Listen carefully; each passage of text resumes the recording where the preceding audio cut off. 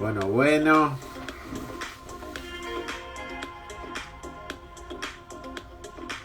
Vamos a hacer un duplex hoy. Vamos a ver cómo funciona esto otra vez. Aprovechando el feriado. Hola amigos, ahí se están conectando.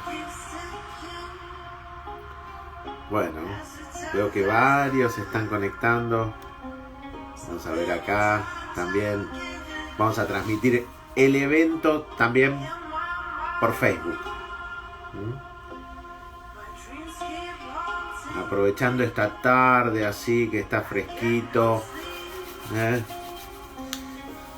Acercándonos, recibiendo el calor de la amistad, de la compañía. Vamos a bajar un poquito esta para que no se vea tanto el techo. A ver si encontramos un lugar que no limpiamos. ¿Cómo anduvieron todo este tiempo? Estuvieron limpiando muchos tornillos, arreglaron, acomodaron los libros, el placar. Bueno, son las formas que tenemos todos para poder compartir permanentemente nuestras responsabilidades, nuestras obligaciones, pero también para quitarnos la ansiedad. La ansiedad, el miedo, las crisis, el estrés. Hoy vamos a hablar un poco de todo, pero ustedes me van a ir chateando, me van a ir contando, me van a ir preguntando, y yo les voy a contestar a todos desde todos los lugares que puedan. Muchos pendientes, dicen ahí. Claro, sí, Yani. Muchos pendientes. ¿Cuántos pendientes tenemos? Al final nos prometimos que en esta cuarentena íbamos a resolver cosas que teníamos ahí dando vueltas, que íbamos a acompañar un montón de situaciones afectivas, y cuando pasan los días nos damos cuenta que muchas de estas cosas fueron promesas, propuestas, proyectos. ¿Por qué? Porque por suerte la vida todos los días te sorprende, y entonces no tenés que caer en el plan solamente. El plan es eso que hacemos mientras estamos viviendo escondidos a veces, pero sabemos que cuando nosotros empezamos a movernos, empezamos a estar en contacto con otros, empezamos a manejar otras situaciones que incluyen la realidad, el plan desaparece. Ya no hay plan, digamos. Esa es la verdad. Ya no tenemos plan. Estoy un poquito incómodo con esto de ver dos cámaras, de tener cosas, así que lo voy a acomodar un poquitito acá abajo. Y así me molesta un poco menos. Bueno, hoy vamos a hablar del miedo. Una emoción tan natural, tan innata, pero es una emoción que nos ha ayudado y también nos ha limitado. Dicen los que saben así de cuestiones telúricas, el Martín Fierro decía, el miedo no es sonso. No es sonso, tiene una función. Tiene la alerta, tiene una misión. Hay miedos que son básicos, que acompañaron a toda la humanidad. Miedos que están vinculados a los dioses, al futuro. Después voy a hablar un poco de esto porque hoy nos encontramos con muchos chicos muy preocupados por el tema del miedo a la muerte, el miedo al más allá, al futuro, a las creencias religiosas. Todos hemos enfrentado miedo, como dice Viviana. Es cierto, todos hemos en algún momento aprendido que podemos vencer el miedo, que el miedo lo podríamos de alguna manera resolver. Dice Amadeo ahí también, sí que me acuerdo de todos me acuerdo, claro. El miedo a ser olvidado, el miedo a no ser querido, el miedo a no ser deseado, son miedos que inician nuestro desarrollo. La mayoría de los niños hablan claramente de el temor que tienen a veces de no ser reconocidos, de no ser incluidos. A veces hasta tienen temores muy irracionales que tienen que ver con sus orígenes, que tienen que ver con su identidad. Más de uno se ha preocupado. ¿Estos serán mis verdaderos padres? ¿Serán situaciones comunes que uno sea un chico adoptado, que tenga hermanos en otro lugar, que tenga otras familias? Muchas de esas preocupaciones son parte de el folclore de las cuestiones infantiles. Pero quizás uno de los grandes miedos que tenemos es el miedo a no ser queridos. El miedo es, como dice ahí Viviana, el miedo al miedo también. El miedo a pasar por esa sensación de miedo. El miedo a no poder tolerar la angustia que genera el miedo. Gracias al miedo seguimos viviendo, con lo cual no deberíamos seguir peleándonos con el miedo. El miedo debería seguir siendo un aliado. Alguien que no tiene miedo tiene una patología. Alguien que está sin temor a nada, obviamente que tiene un mal desarrollo y un pronóstico muy reservado, porque el miedo nos ayuda a autorregularnos. El miedo tiene que ver también con la cultura. Hay culturas que tienen miedo a determinadas cosas y otras culturas no. Por ejemplo, el miedo a las alturas, por ahí tiene más que ver con culturas donde la exposición no es tan fuerte a determinadas elevaciones o no han tenido entrenamientos. De hecho, dicen que los grandes edificios de Nueva York fueron desarrollados por un grupo de indios que tenían poco miedo a la altura. Y es más, tenían justamente la habilidad de tolerar la altura. ¿Por qué? Porque el miedo, quizás el mejor antídoto, es desarrollar la capacidad de tolerancia. Cuando nosotros toleramos el miedo, nosotros empezamos a evolucionar favorablemente. ¿Y esto con qué tiene que ver? Con que aceptamos el miedo. Con que aceptamos que el miedo es parte de nuestra vida. Con que aceptamos que el miedo nos enseña, entendemos, comprendemos muchas realidades gracias al miedo. Claro, después tendremos que debatirnos nuestros miedos. Y acá aparece una segunda función, que es la función intelectual que tenemos cada uno de nosotros de poder desarrollar y frenar ciertas cuestiones. Todos nosotros tenemos las herramientas. Todos los que vienen a consultarnos a terapia, que nos piden ayuda, por ahí tienen las herramientas, pero las tienen muy escondidas, las tienen muy debajo de todo. ¿Por qué? Porque han ido tapando con capas permanentes que no les han permitido mostrar el miedo, o entender el miedo, o discutir consigo mismo el miedo. Tomarse un tiempo para ver por qué llegué a esa construcción de ese miedo. Si ese miedo tiene que ver con algo impuesto, con algo social, con una creencia familiar, con creencias que nos imponen a veces los gobiernos, con creencias que imponen los medios de comunicación. Todos sabemos que cuando compramos un diario, la tapa tiene que tener noticias de miedo. Si no, no venden. Que los noticieros tienen que tener el cartelito de riesgo, alerta, nos tienen que preocupar, nos tienen que llamar la atención.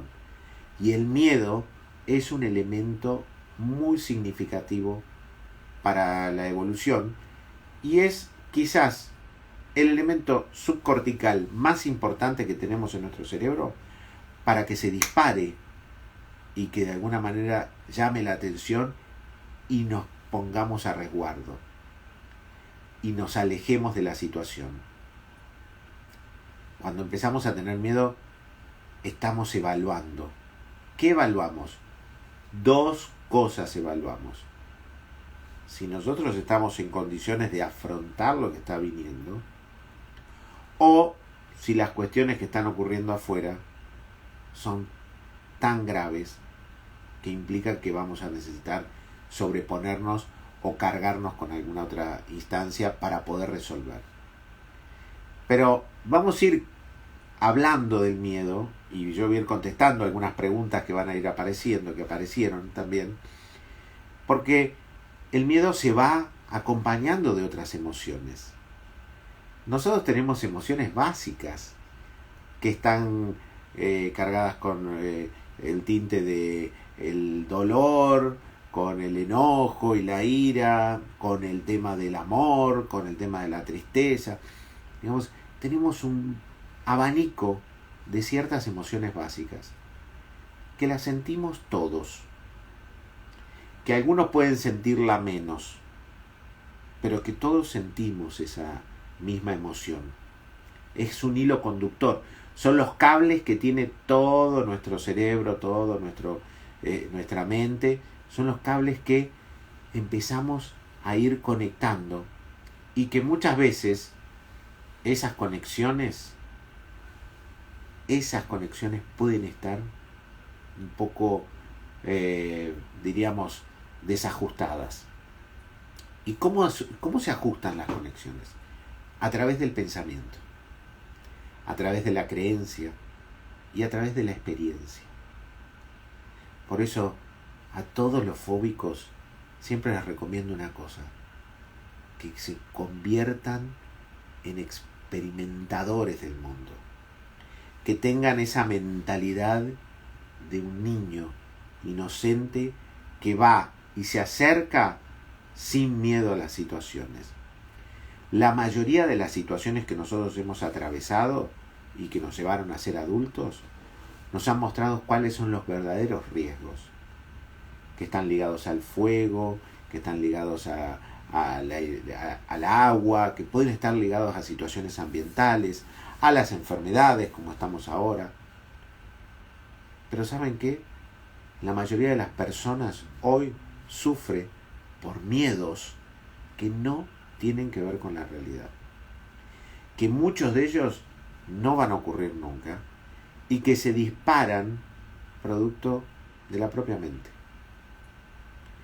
porque nuestra mente no quiere dejarnos cambiar. Encuentra los lugares que tienen que ver con el miedo y esos lugares quedan encasillados y durante mucho tiempo trata de perpetuarlos. Porque hay algo que nosotros tenemos que recordarnos siempre, que nuestro miedo muchas veces está ahí porque lo pusimos nosotros. Nosotros le dimos la entidad de tener miedo. Nosotros cuando subimos a la montaña rusa y nos reímos y nos sacan la foto y salimos mareados, muchas veces lo hacemos sin miedo. Y algunos que se atreven a subir aún con miedo están tratando de alguna manera de romper con esa idea que tienen que los atemoriza. La mayoría de las ideas que nosotros sostenemos ligadas al miedo son aprendidas. Por eso la invitación permanente la hacemos para que no sigamos sosteniendo esas creencias. El miedo no es sonso, pero una vez que nosotros aprendimos cómo resolverlo, deberíamos dejar de tener miedo. Y esto es muy fácil. Cuando una persona empezó a andar en bicicletas, ¿a qué tenía miedo? A caerse. ¿Por qué? Porque sentía que iba a sentir un dolor que no lo iba a tolerar. Pero pasado el tiempo, esa misma persona viaja en bicicletas por todos lados. Y es más, hoy diríamos que es el medio de transporte ideal, porque uno además de moverse hace gimnasia, el riesgo de contagio de coronavirus es bajo, con lo cual aquel que pudo resolver la situación de miedo hoy se convierte en un afortunado. Pero para eso, ¿contra qué tuvo que luchar? ¿Contra qué tuvo que luchar? Contra sí mismo, contra sí mismo. El sí mismo que hace que nosotros estemos permanentemente buscando la forma de mantener nuestro ego, de mantener nuestras situaciones que tienen que ver con, de alguna manera, nuestra imagen, nuestra presencia, nuestra idealización de nosotros mismos o nuestra creencia de vulnerabilidad, nos lleva permanentemente a seguir sosteniendo el miedo. El miedo está ahí porque lo pusimos nosotros. Entonces es nuestra responsabilidad, no es de ningún otro. Es nuestra responsabilidad poder quitarlo. ¿Y cómo hacemos para quitar los miedos? Porque bueno, la verdad, llevan mucho tiempo con nosotros, nos han ido sugiriendo elecciones, nos han llevado a determinaciones. Personas que dicen, no, yo tal comida no como. Y uno le pregunta, ¿por qué? No, me da miedo que me caiga mal y que... ¿La comiste? No, pero yo no quiero pasar por la experiencia. Situaciones que tienen que ver con viajes, personas que dicen, no, yo no prefiero quedarme en casa, disfruto de mi casa, tengo todo el confort y entiendo que hay una realidad allá afuera, pero no quiero atravesar la incomodidad, como decía ahí alguna de nuestros acompañantes, con el miedo a viajar en avión, con el miedo a la altura. ¿Por qué? Y porque creo que no lo voy a tolerar, que va a ser incómodo, que no lo voy a superar. ¿Y quién te dijo que no podés tolerar un vuelo en avión? ¿Dónde está escrito que no vas a poder tolerar un vuelo en avión? Lo escribiste vos. Ningún otro. Ojo, muchas veces te lo dictaron los padres, la sociedad, los medios, ayudaron a que tengas ese guión. Pero la realidad es que lo escribí yo. Pero muchos, como dice Dani, o Marcela, dice, subo, pero la paso re mal. Seguramente, si cierra los ojos, cuando viaja en auto y otro está manejando y ella va de acompañante, va a sentir la misma cantidad de movimientos, de baches, la incomodidad, pero no va a sentir tanto miedo. ¿Por qué? Porque considera y ha construido la variable de riesgo. Y la variable de riesgo es una deducción. No está en ningún lado. Empiezo a deducir. Es más, si uno va a una aseguradora y hacen un cálculo actuarial, todos sabemos que las posibilidades de que se caiga un avión son mínimas, casi inexistentes. Por eso hay seguros de auto, por eso permanentemente nosotros tenemos que llevar nuestros autos al taller y lamentablemente también hay muchos accidentes mortales de autos, pero la mayoría de la gente no se fija en eso. ¿Por qué? Porque quiere seguir sosteniendo la creencia de que eso es más seguro que volar en avión. Por eso armamos nosotros nuestros guiones, producto de todas nuestras experiencias, de toda nuestra racionalización. Y somos nosotros los únicos responsables de ponerlo ahí. Y cuando digo lo ponemos ahí, muchas veces lo hacemos en forma automática. ¿Por qué? Porque nos hemos criado, quizás, a partir de un montón de elementos que nos invitaron a estar siempre a resguardo. Estar siempre sosteniéndonos. Siempre buscando situaciones que nos lleven más que nada al éxito y no al fracaso. ¿Por qué? Porque el miedo al fracaso es uno de los grandes miedos, como pregunta Soraya. El miedo al fracaso ha sido constitutivo de toda la humanidad. Y piensen cuántas cosas hacemos por tener miedo al fracaso. El tener miedo al fracaso a veces nos lleva a tener reaseguros, a disimular, a contar la mitad, a no poner en juego determinadas cuestiones. Piensen en un vínculo amoroso. Piensen en sus relaciones amorosas, afectivas. ¿Cuántas veces se pueden sentir vulnerables? Se pueden haber sentido al inicio, o más aún, diría yo, piensen en la conquista sexual. Si tienen miedo al fracaso, les va a restar espontaneidad, les va a limitar la posibilidad de transitar tranquilamente el evento, van a reducir su capacidad de cortejo, de seducción. Porque a veces muchas personas incorporan la posibilidad de fracaso y eso los lleva a estar cada vez más tranquilos. ¿Por qué? Porque incorporan en su mente, abren su mente, tienen un abanico más grande y ahí pueden incorporar otras posibilidades, no solamente el éxito. Y cuando uno crece, se da cuenta que los fracasos nos han acompañado toda la vida y que no nos mataron, que no fueron mortales, que nos pueden haber dolido, que nos pueden haber hecho sentir dolor, sentimos heridas en relación a eso. Pero también podemos estar agradecidos a que muchos de esos fracasos nos han llevado a comprender la realidad, a entender la realidad para que uno pueda después tomar mejores elecciones. Una pérdida no nos limita para siempre, es una restricción. Y es una restricción que debemos incorporar. Pero ¿qué pasa? El miedo a perder. El miedo a perder, que es la contracara del éxito, ¿no? Que tiene que ver con el fracaso.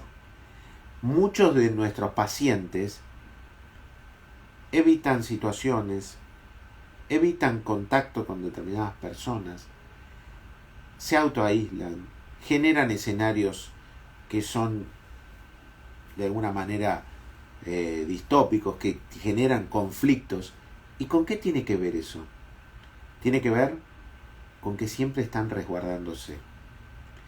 Tienen el temor a ser heridos, a ser dañados.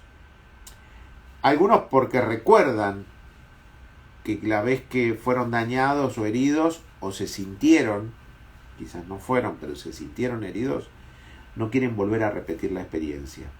Y otros que escuchan, que visualizaron que otros la pasaron mal, sienten terror de poder pasar por la misma situación. Creen que no la van a poder afrontar.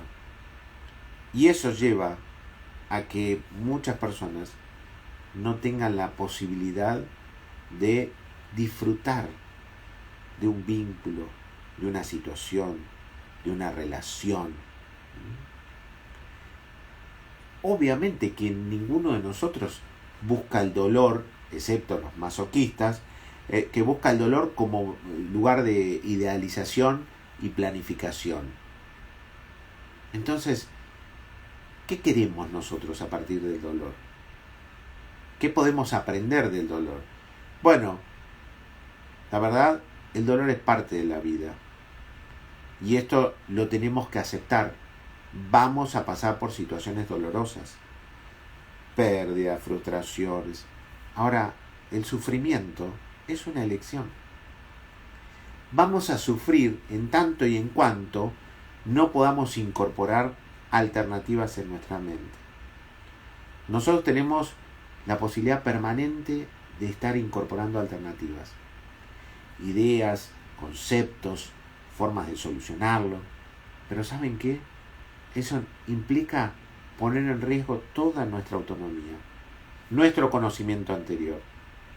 Nos lleva a estar en circunstancias que por ahí son incómodas, que son novedosas.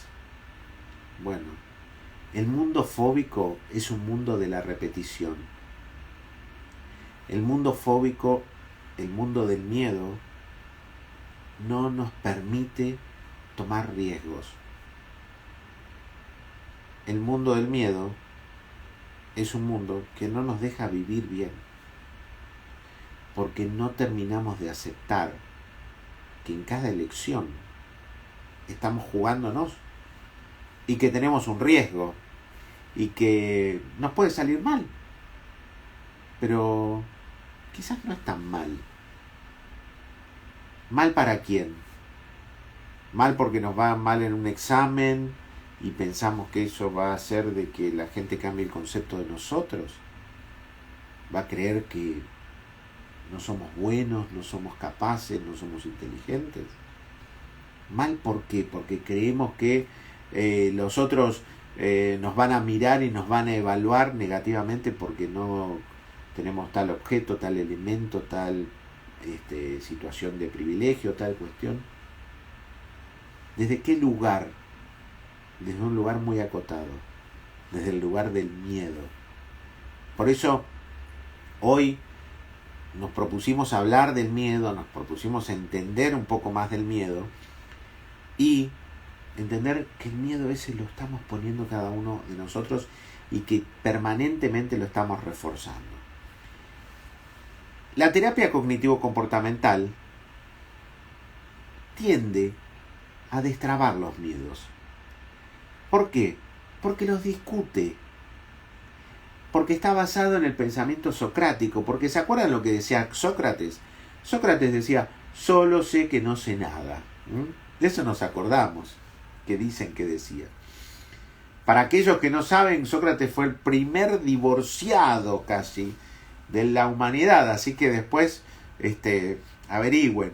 Y parece que se divorció, entre otras cosas, porque bueno, le costaba mantener la pareja porque estaba tan pendiente de todo lo que él pensaba y hablándose y discutiéndose consigo mismo, que sentía que la pareja casi era una distracción. Y esto le pasa a muchas personas, que sienten que estar con otro les resta, les limita, los contrae. Es más, el pensamiento fóbico a veces huye de las situaciones. ¿Cuántas veces lo hemos escuchado? Estaba todo bien, me iba a casar y antes de casarme se armó una circunstancia que llevó a la ruptura. ¿Y por qué llevó a la ruptura? Porque si un conflicto tiende a resolverse o tenemos mecanismos para resolver conflictos los seres humanos, lleva a la ruptura. Bueno, muchas veces por esa dificultad de sostener, por ese temor al fracaso. El temor al fracaso es un temor permanente. Y muchísimas veces el fóbico, que tiende a mirar para adelante, que tiende a anticiparse, que tiende a vivir mentalmente lo que no vivió todavía físicamente, que tiene la ansiedad, porque la ansiedad es eso, es la capacidad mental que tenemos de elaborar situaciones futuras. Y como es fóbico, y como tiene los anteojos fóbicos, y como dice Marcela, ve lo malo en vez de lo bueno, empieza a tener un pronóstico negativo. Y en esa capacidad de desarrollar el pronóstico, se equivoca. Pero claro, como es fóbico, va a preferir repetir el mundo conocido y no las cosas por conocer. Y desafortunadamente para muchos de ellos, su vida se contrae, se restringe, se achica. Entonces, nuestro trabajo fundamental es que podamos avanzar en la discusión interna con nuestros miedos. ¿Vale la pena que yo le tenga miedo a esta situación? Cuando vienen los adolescentes y me dicen, no puedo rendir el examen final en la universidad, estoy muerto de miedo, muerta de miedo. ¿Vale la pena no dormir 4 días, tomar ansiolíticos para afrontar la situación, estar angustiado? ¿Vale verdaderamente la pena estar asustado tantos días antes, durante y después? porque lo que nosotros venimos evaluando generalmente es que hasta una semana después de rendir el examen, aquel que tiene ansiedad social y temor por los exámenes, como Carolina siempre nos cuenta también de los grupos de ansiedad social, aquel paciente sigue con alteraciones en su ritmo cardíaco, en su presión arterial. ¿Y por qué? ¿Saben por qué? Porque tiene miedo al fracaso. Pero ¿saben qué? Fracasar en la universidad es un buen método. Salgamos de la fantasía de que nos tiene que ir siempre bien. Salgamos de la creencia megalomaníaca de que todo es divertido y que siempre la vamos a pasar bárbaro. No, aceptemos. Pero ¿saben qué? Incorporar el fracaso es incorporar el aprendizaje. Es incorporar el aprendizaje, porque el aprendizaje justamente es eso, es del error, entender que no es por azar, que no es por fortuna, entender que lo vamos a incorporar y lo vamos a asimilar, y ese aprendizaje nos va a servir para futuras situaciones. Pau, sí, va a quedar grabado el vivo, así que en Instagram TV está preocupada. Está pensando en el futuro ella. Pero bueno, volviendo al tema de los exámenes, que también ahí Gla nos pregunta, muchas de estas circunstancias que nosotros sabemos que tiene que ver con la aceptación de que no siempre nos tiene que ir bien, que no siempre tenemos que ganar todas. ¿Se acuerdan cuando hablamos con nuestro querido amigo Rubén Friedland acerca de las inversiones en la bolsa y todo lo que tenía que ver con la posibilidad y el riesgo de perder? Bueno, necesitamos jugarnos, que nos puede ir bien, también nos puede ir mal. Pero nosotros tenemos que empezar a reconocer qué nos vamos diciendo en el camino, qué cosas nos aparecen en nuestra mente cuando la cosa no empieza a venir bien. Cuán sólidos estamos para tolerar esa circunstancia adversa. Y eso tiene que ver con un entrenamiento. El entrenamiento es como aquel que hace artes marciales. Se sube y lo patean, le pegan, lo estiran, lo empujan, siente molestia, siente incomodidad y sigue. Y poco a poco ese dolor se convierte en algo habitual. Y entiende que, bueno, que es parte del juego, que puede entrar y salir de la situación. Eso requiere una flexibilidad mental. Una flexibilidad que nos dice, bueno, mirá, si no te recibís, no es que sos el peor del mundo. Hay mucha gente que no se recibió y son exitosos y que les va bien en la vida porque también cambiaron ciertos parámetros. Pero bueno, me tengo que arriesgar a que hay otro mundo. Hay un mundo que tiene que ver con otras cosas, que no tiene que ver solamente con lo académico, que no tiene que ver solamente con las empresas o con trabajar en determinadas estructuras. Hay un mundo por hacer. Hay muchas personas que por miedo se encarrilan en una situación laboral y como no pueden saltear ese miedo, no se animan a emprender, a desarrollar ciertas cuestiones. ¿Por qué? Porque ¿saben qué? Emprender implica fracasar. Porque los emprendedores fracasan sistemáticamente hasta que aciertan. Y ese acierto les hace entender que fue producto de todos aquellos otros errores que cometieron. Pero para eso hay que aceptar una cuestión en la vida, que uno es vulnerable, que uno no puede con todo, que uno no es omnipotente, y que el miedo no es sonso, y que muchas veces nos pone en alerta, nos hace ver ciertas cuestiones, pero ¿saben qué? El miedo nos puede ir guiando y cuando nos aparece una idea me la puedo cuestionar. Gracias al miedo me puedo cuestionar muchas elecciones. Las personas a veces están con miedo, por ejemplo, ahora con la pandemia. Hay muchas personas que están preocupadas por su salud, por la salud de sus familiares. Muchos de estos miedos no son propios. Los repiten, los escuchan, están consumiendo información, noticieros, y terminan autoconvenciéndose de que la probabilidad es mayor de la que realmente podrían tener. Pero muchos otros empiezan a entender que este miedo les puede disparar algo, les puede hacer evaluar cómo están llevando su vida, si realmente están sosteniendo sus elecciones, si las elecciones que tienen están de acuerdo con sus valores, porque no hay nada más triste en esta vida que tener elecciones que no estén apoyadas por nuestros valores, que tengamos que vivir una vida que no es la nuestra vida. Y ante eso, puede ser que a muchas personas se les disparen síntomas de ansiedad. Puede ser que se le aparezcan las crisis de pánico, sí.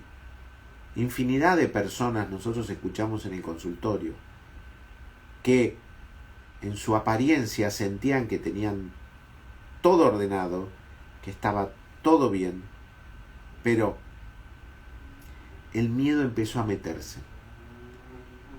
meterse como incoherentemente, como si fuese una imposición, como si no tuviese que ver con ellos. Pero este miedo, muchas veces, lo que estaba haciendo es preguntarme. Me estaba invitando a preguntarme cosas. Cuestiones que tienen que ver con lo que quiero hacer, con el camino que estoy tomando, hacia dónde voy.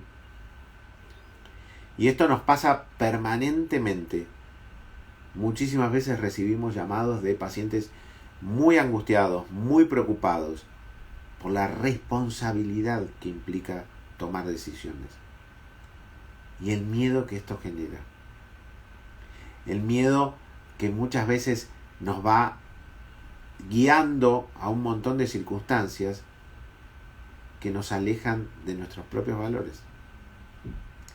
Por eso, cuando tengo miedo, lo primero que tengo que hacer es ponerlo bajo la lupa, estudiarlo, mirarlo. ¿Qué tengo? ¿Miedo a qué? No, bueno, puede ser que tengo miedo a amar. ¿Tengo miedo a amar? ¿Amar a alguien? ¿O tengo miedo a amar a alguien y que esa persona a mí no me ame? Digamos, y tenga miedo a perderlo, miedo a perderme, miedo a cuestionar un montón de cuestiones personales. Verdaderamente, ¿cuál es el miedo? El miedo está ligado a la supervivencia, el miedo está ligado a la estética, el miedo está ligado a la autoestima, el miedo está ligado al temor a la evaluación externa, a lo que van a decir los otros. El miedo, como dice Angie ahí, tenés toda la razón, Angie, el miedo limita el deseo. Cuando tenemos miedo, el deseo se va encerrando. ¿Y saben qué? Permanentemente también lo digo y lo voy a repetir hasta el cansancio. Cuando el deseo manda, el miedo desaparece. Cuando estoy convencido con una causa, con una elección personal, con una emoción, con una elección de pareja, cuando estoy convencido y tengo mi deseo, o mi propósito, o mi propuesta, o mi misión, bueno, por eso esta circunstancia que viven muchos médicos. ¿Ustedes piensan que los médicos que están yendo a los hospitales no tienen miedo a contagiarse? ¿Que no tienen miedo a contagiar a su familia? Están permanentemente buscando formas de evitar esa ventana que se abre de riesgo. Pero ¿saben qué? Como tienen deseo de ayudar, que son altruistas, que tienen ganas de acompañar a los otros, de ganas de solucionar los problemas, vencen ese miedo. Entonces, cuando hay un deseo, bueno, Cuando aquellos que tienen miedo a volar, ¿saben qué? Miedo a volar. Yo he recibido hasta pilotos que tenían temor a viajar en avión. Y uno dice, pilotos, justamente pilotos de empresas comerciales tienen... Sí, pero ¿qué pasa? Cuando su deseo era tan grande, realmente el miedo bajaba y desaparecía. Pero el deseo, ¿dónde está? Dice Cintia. Bueno, el deseo, miren, no está en ningún lado, no está ni en un aparatito, ni en una billetera, ni en una pastillita, está en nosotros. Es nuestra construcción. Tiene que ver con nuestras elecciones. Nosotros vamos guiando nuestro deseo. Nosotros somos artífices de nuestro deseo. Pero ¿saben qué? Para el deseo también hay que trabajar. Y también uno se tiene que animar a preguntarse qué cosas les gustan, por dónde podría encontrar esas situaciones, por qué no, así como por qué sí, por qué no. ¿Por qué no? ¿Por qué no me voy a dedicar una tarde a, no sé, cocinar pasta frola? ¿Por qué no? ¿Por qué no me voy a dedicar toda una tarde a dormir? ¿Por qué no me voy a dedicar toda la tarde a leer un libro, a comprarme literatura erótica, a ver una película que no sea tan recomendada o conocida, a bajar algo de internet para aprender una situación nueva? El deseo no está en cuarentena, nosotros estamos en cuarentena. El deseo está ahí. Puede que esté tapado por otras cosas, por creencias de perfeccionismo. Miren, yo les voy a decir un abanico de situaciones que por ahí nos limitan el deseo. El perfeccionismo va en contra del deseo. Ya. Y van a encontrar dentro del grupo de los ansiosos muchos perfeccionistas.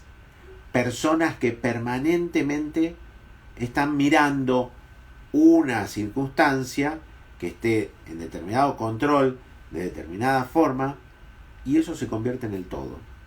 Esa es la gran preocupación. Pero ¿saben qué? Se están olvidando de sentir el olor, de sentir si le gusta cómo lo están tocando, cómo lo toca al otro, de sentir el nivel de excitación que está teniendo. En realidad está buscando repetir un modelo que está basado en el miedo, porque todos los perfeccionistas son muy temerosos.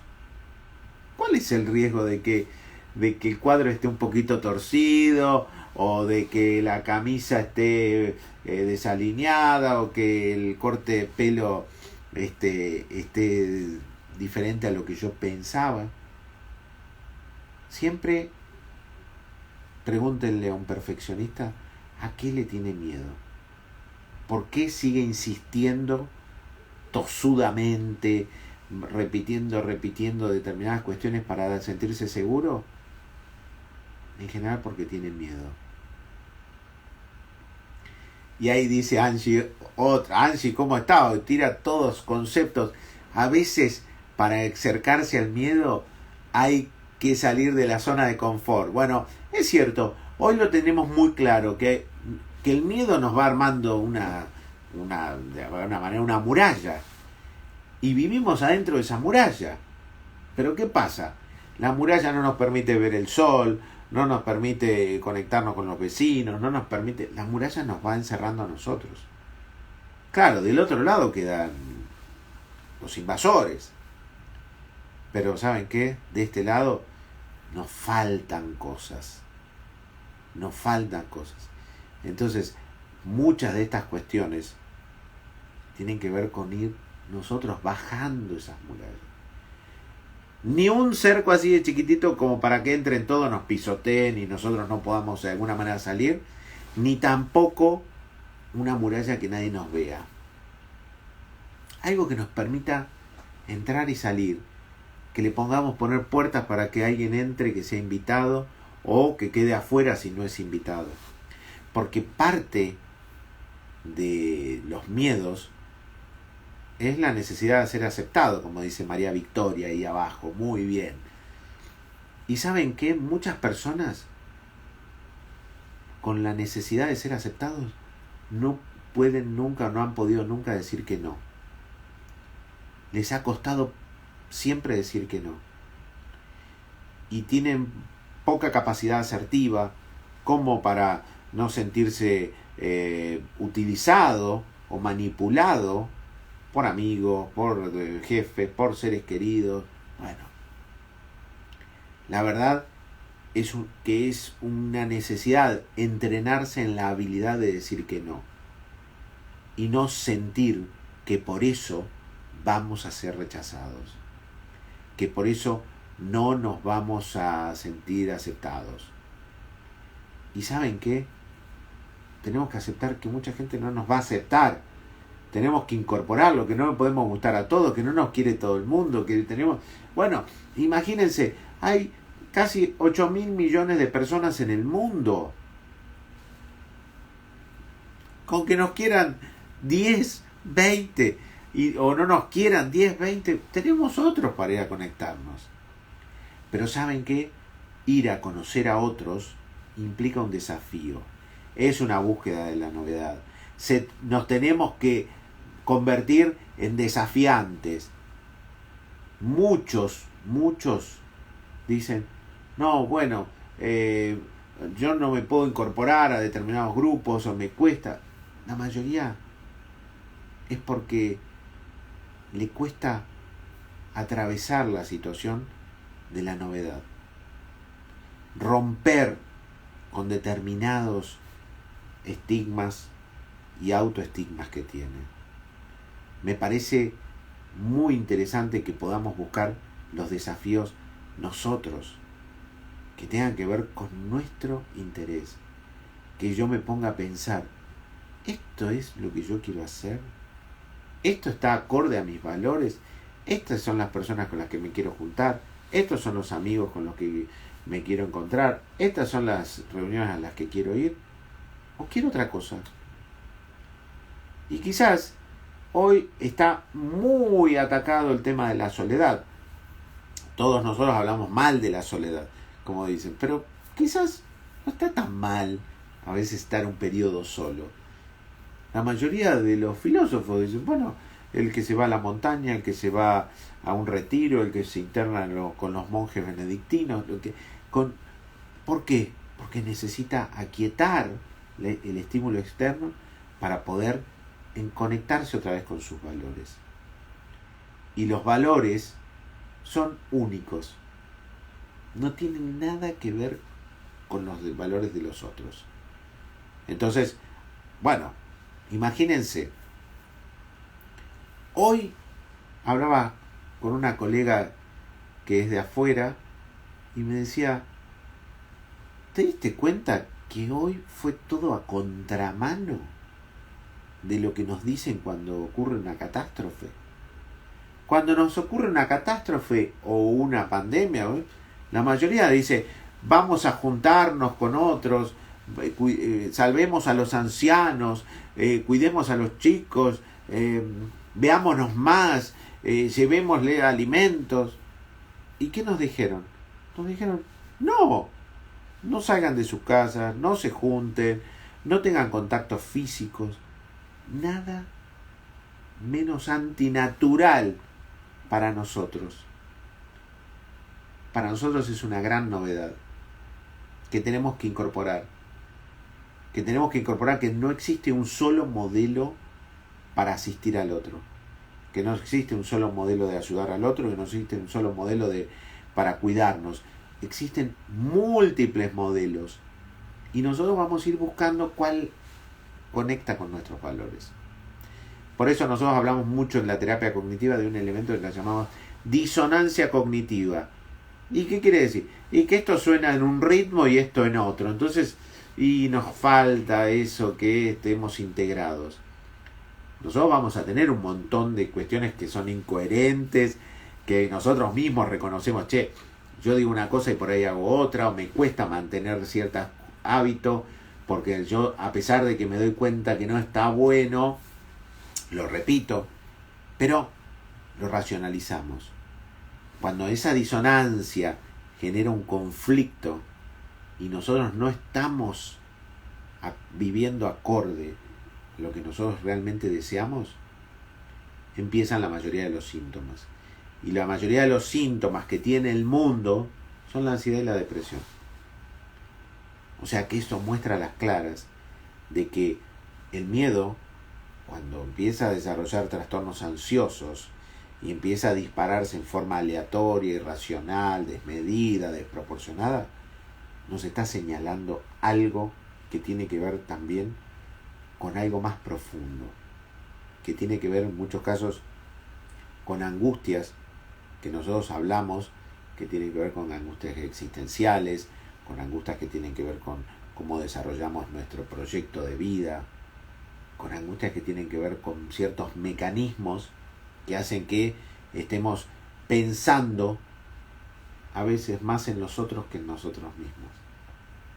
Por eso es fundamental que empecemos a incorporar variables que van a tener que ver con el rechazo, con el dolor, con la incomodidad, con la circunstancia de que las elecciones a veces son temporarias.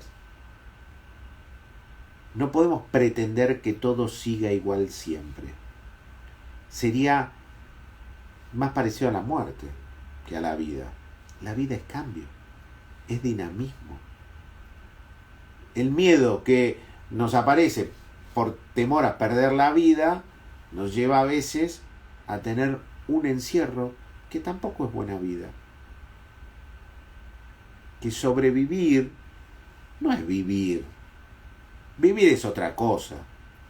Vivir es sufrir, vivir es llorar, es amar, es reírse, es todo, todo, todo, todo, todo. Es lo lindo y lo malo.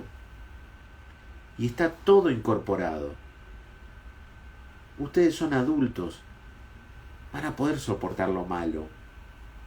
Lo malo también nos va a enseñar. Nos va a enseñar a elegir, nos va a enseñar a no repetir, nos va a enseñar a cuidarnos. Eso que decimos, uy, qué malo que fue esto. Sí, fue un año malo. Bueno, ¿por qué fue un año malo? ¿Cómo vamos a acordarnos de este año? La mayoría vamos a decir, bueno, se pasó rápido, hace 200 días que nos quedáramos adentro, la cosa cambió. Vaya a saber qué va a pasar acá 5 años. ¿Qué nos va a quedar? Vamos a estar más prevenidos de algunas cosas, vamos a tener mejores sistemas, va a bajar nuestra alerta, nos vamos a concentrar en otras cuestiones, vamos a poder entender cierta dinámica. Pero ¿saben qué? Vamos a tener que aceptar que somos vulnerables. Y en el momento que somos vulnerables, aceptamos el miedo. En el momento que empezamos a decir, tengo una taquicardia, siento que me voy a morir, siento que me estoy volviendo loco, que no lo puedo frenar, me estoy ahogando, siento que me voy a desmayar, esto es un infarto. Pero en realidad es solo un ataque de miedo. El gran trabajo mío va a ser empezar a aceptar que esas sensaciones corporales que tengo, que son incómodas, que son desagradables, que no se las deseo a mi peor enemigo, obviamente esas sensaciones son parte del combo de estar vivo. Y que si yo no hago nada a veces, la sensación se va. Que si me siento, tomo aire, agarro un vaso con agua fría, abro un poco la ventana, es una sensación. Es una sensación que, como tantas otras sensaciones, si yo no las trato de retener y concentrarme solamente en eso, va a pasar. Y una de las cuestiones que nosotros enseñamos es justamente a tener el antídoto para autocalmarnos. A veces tenemos que entrenarnos mucho, a veces nos sale fácil, pero es un desafío intelectual y emocional pasar por eso. Es muy paralizante, es torturante, es angustiante, pero es posible que nos pase.